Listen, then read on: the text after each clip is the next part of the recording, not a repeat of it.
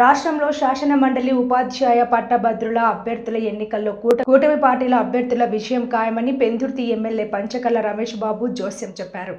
గురువారం సబ్బవరంలో జరుగుతున్న ఉపాధ్యాయ ఎమ్మెల్సీ అభ్యర్థి పాకలపాటి రఘువర్మ ఎన్నికల పోలింగ్ని పరిశీలించేందుకు వచ్చిన ఆయన మీడియాతో మాట్లాడారు.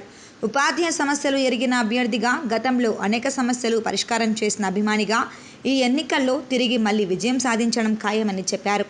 ఆంధ్రప్రదేశ్లో జరుగుతున్న 3 శాసనమండలి సభ్యుల ఎన్నికల్లో 3ంటిలోనూ కూటమి అభ్యర్థులు ఘన విజయం సాధిస్తారని సర్వేలు చెబుతున్నాయని పంచకర్ల పేర్కొన్నారు.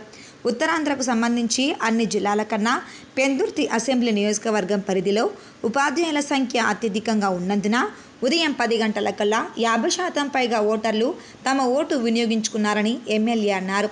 సబ్బవరం పోలింగ్ బూత్లో 94 మంది ఉపాధ్యాయులు ఓటు హక్కు వినియోగించుకోవాల్సి ఉండగా ఉదయం 10 గంటలకు 44 మంది ఉపాధ్యాయులు తమ ఓటు హక్కు వినియోగించుకున్నారని పేర్కొన్నారు.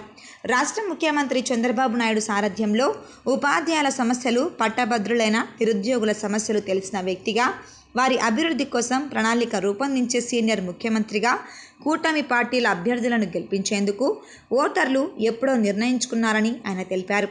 ఈ సందర్భంగా ఆయన జనసేన పార్టీ ఏర్పాటు చేసిన ఓటర్ల స్లిప్పులు జారీ శిబిరాన్ని, తెలుగుదేశం పార్టీ ఏర్పాటు చేసిన శిబిరాన్ని పరిశీలించి ఓటింగ్ సరళిని అడిగి తెలుసుకున్నారు. పెందుర్తి నియోజకవర్గం పరిధిలోని సబ్బవరం, పరవాడ, పెందుర్తి మండలాల్లో ఉపాధ్యాయ ఎమ్మెల్సీ అభ్యర్థుల పోలింగ్ని పరిశీలించేందుకు పర్యటించాలని, అన్ని చోట్ల ప్రశాంతమైన వాతావరణంలో ఎన్నికలు జరుగుతున్నాయని తెలిపారు. ఇది ఇలా ఉండగా సబ్బవరంలో ఏర్పాటు చేసిన పోలింగ్ కేంద్రాన్ని విజిలెన్స్ డీఎస్పీ వెంకట్రావు, అనకాపల్లి జిల్లా అసిస్టెంట్ పోలీస్ కమిషనర్ దేవప్రసాదులు గురువారం పరిశీలించారు. ఇక్కడ పోలింగ్ కేంద్రం వద్ద Sabbavaram police circle inspector Pinninti Ramana సారథ్యంలో ప్రతిష్టమైన బందోబస్తు ఏర్పాట్లు చేశారు. ముఖ్యమంత్రితో కానీ, ఉప ముఖ్యమంత్రితో కానీ, విద్యాశాఖ మంత్రితో కానీ ఏదైనా మాట్లాడగలిగిన సామర్థ్యం ఉన్న వ్యక్తి రఘువర్మ గారు.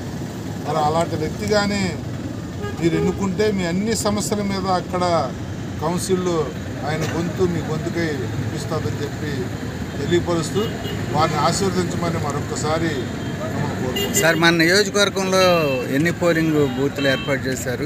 ఎంతమంది ఓటర్లు ఉన్నారు? 3 పోలింగ్ బూత్లు అండి. పరబాడ, సబ్బవరం, పెందుర్తి.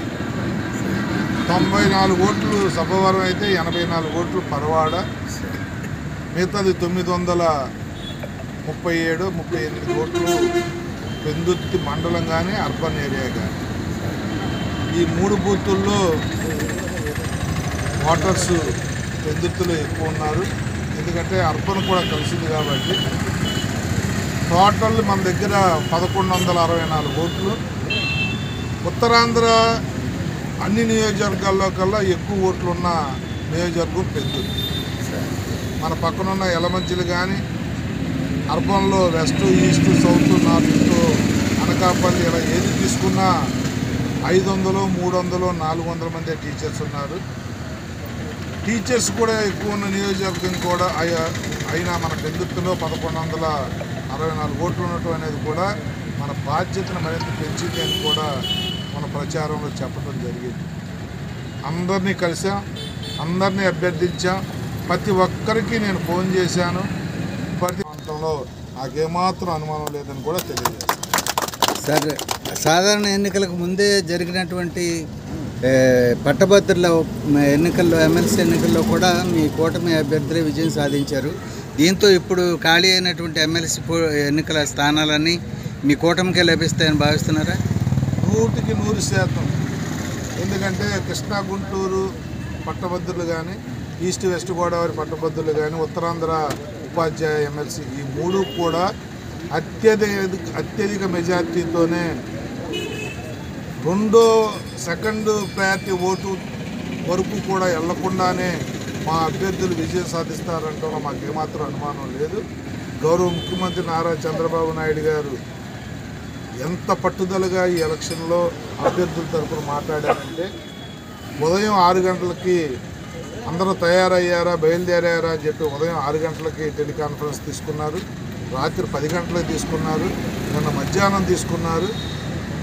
ఎలక్షన్ ఏదైనప్పటికీ చిత్తశుద్ధితో ప్రజల అవసరాలు తీర్చడానికి అభ్యర్థుల సెలక్షన్లో కూడా రాజీ పడిన వ్యక్తి, మంచి వాళ్ళని సెలెక్ట్ చేయడం దగ్గర నుంచి వారి గెలుపుకు కృషి చేయడంలో కూడా ముఖ్యమంత్రి గారు ఎక్కడా కూడా తక్కువ చేయట్లేదు. ఉదయం 6 గంటలకు వాళ్ళు